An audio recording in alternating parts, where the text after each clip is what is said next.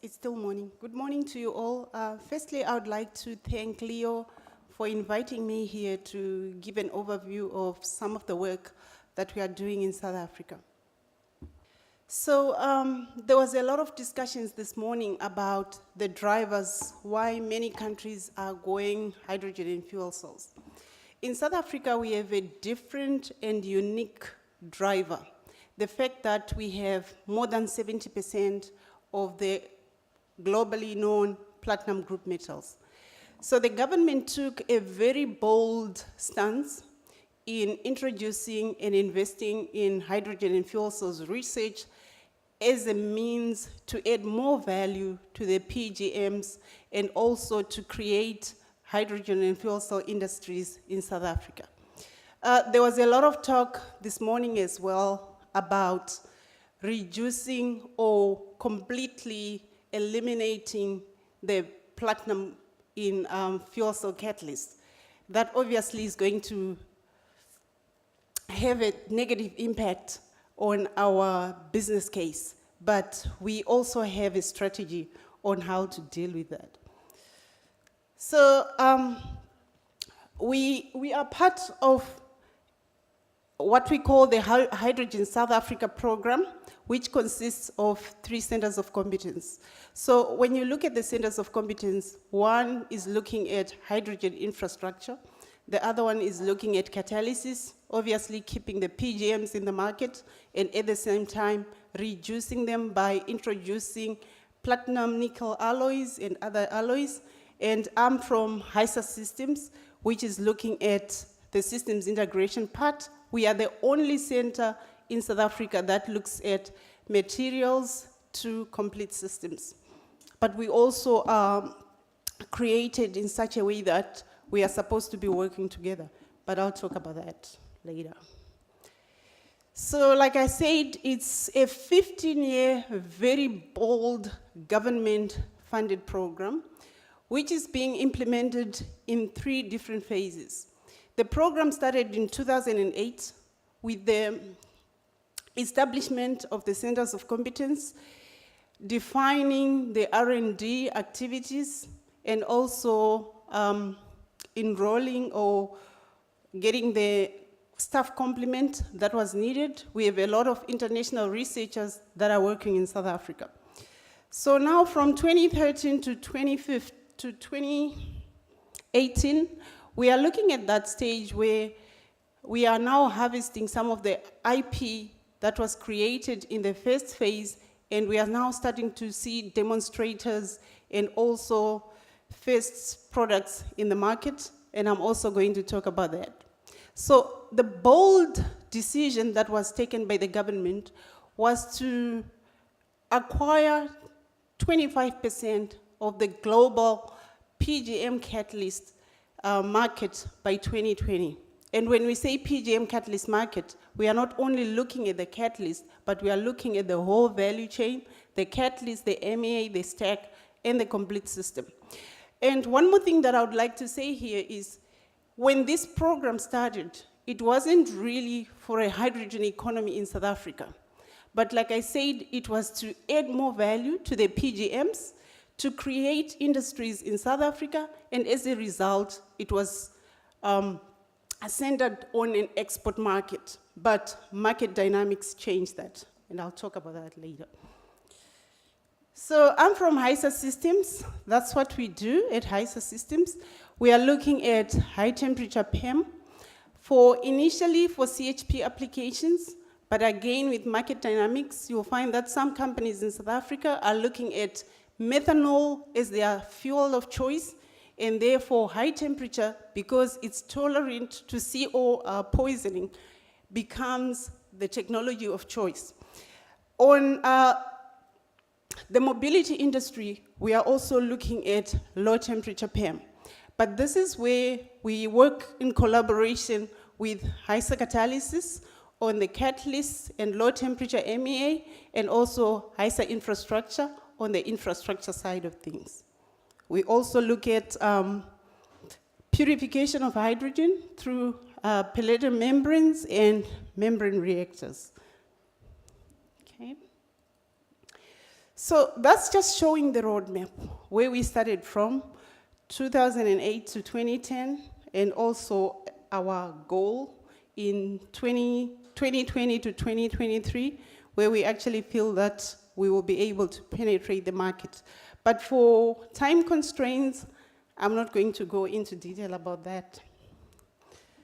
So, in high temperature PEM, what we also do is, besides the R&D in materials, we also design our own equipment. We also build our own equipment. So when you do come to HISA Systems, you'll find that we have 6 commercial test stations, and we have 5 that were built in-house. This slide is just showing one of the MEA manufacturing lines that we actually designed, and it was built by a South African company. It makes 30 MEAs per hour. This is just to give you an overview of some of the stuff that we do in South Africa. That slide is just showing you that we are also looking at lowering the platinum loading and looking at the performance and also the durability. We managed to lower the platinum loading for our high temperature MEAs to 0.5 milligram per centimeter squared without compromising on the performance, but we are still struggling with durability. So that's just another slide showing that we even went down further to reduce the platinum loading to 0.138 milligrams per centimeter squared, and also did not compromise on the performance, but again, durability becomes an issue. So the next slide is just looking at ways that we are looking at in improving the degradation of the MEA. We also do stack development. What I would like to highlight here is all the components are actually built in-house. We do the end plates, we do the bipolar plates, and we also make our own MEAs, the stacks, and the complete systems. So those are some of the results that we have on our stack testing. Here it's just showing that the nominal operating temperature that we got is 160 degrees, and here the tolerance was up to 3% CO tolerance. So that's one of the systems that we made at HISA Systems. It's been tested now for 1.5 years using our own MEAs and also our own stack, and everything was manufactured at HISA Systems. 1.5 years we've been testing it in-house, and now we are going to take it to a site. That's just the results that we got from the CHP system. Now on FCVs, this slide is just showing the roadmap, where we started from with 2-wheelers, with bicycles, with golf carts. And in this, in the mobility side of things, we are testing both the onboard hydrogen storage technology, which is solid state metal hydrides in our case, but we also have a center that is looking at metal organic frameworks and also compressed hydrogen. Then after we did a lot of these things, I just want to quickly talk about how we gave industry hope after we demonstrated a couple of 2-wheelers, 3-wheelers, and the golf carts. We then got funded by 3 big industries in South Africa, 2 of them being platinum giants, as we call them, Anglo-American Platinum and also Impala Platinum. Of interest to us is the project that we did for Impala Platinum, where we converted a battery-powered forklift to a fuel cell-powered forklift. But in this project, what we did is we used a commercial stack, which we bought from Plug Power, and I did the systems integration and also tested our own metal hydride material. But what was the interesting part here is Impala Platinum actually has a hydrogen pipeline on site at 50 to 60 bar. They get it straight from the manufacturer from Sasol. They also had low-grade steam between 140 and 150 degrees, which was required to activate the metal hydride material for compression of the hydrogen from 50 bar to 200 bar, and then kept in a buffer to allow refueling. So this is what you see when you go to site to Impala Platinum. We commissioned both the refueling station and the forklift in October 2015, and everything is still working. So the next phase now from Impala Platinum is they would want us to now replace the plug power stack with a local South African stack. So what you see here is a design of our own stack, and we are currently busy installing this stack into the next forklift, which we are going to send to Impala Platinum.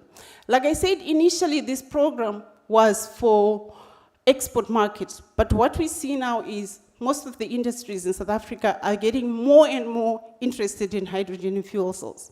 So we are also discussing a joint center program where we are going to convert 36 forklifts from Impala Platinum to be powered by hydrogen and fuel cells. So those are also some of the projects that we are currently working on. South Africa also is a signatory to the C40 agreement. So we are actually looking at a possibility of 500 fuel cell buses in the city of Johannesburg, 500 in Cape Town, 490 in the city of Pretoria, and also about 500 in the city of Durban. So it is the government's wish and also our dream to really participate in this program. So we are currently working on, my center is currently working on three bus demonstrators, and we are also working on UAVs for the city of Cape Town.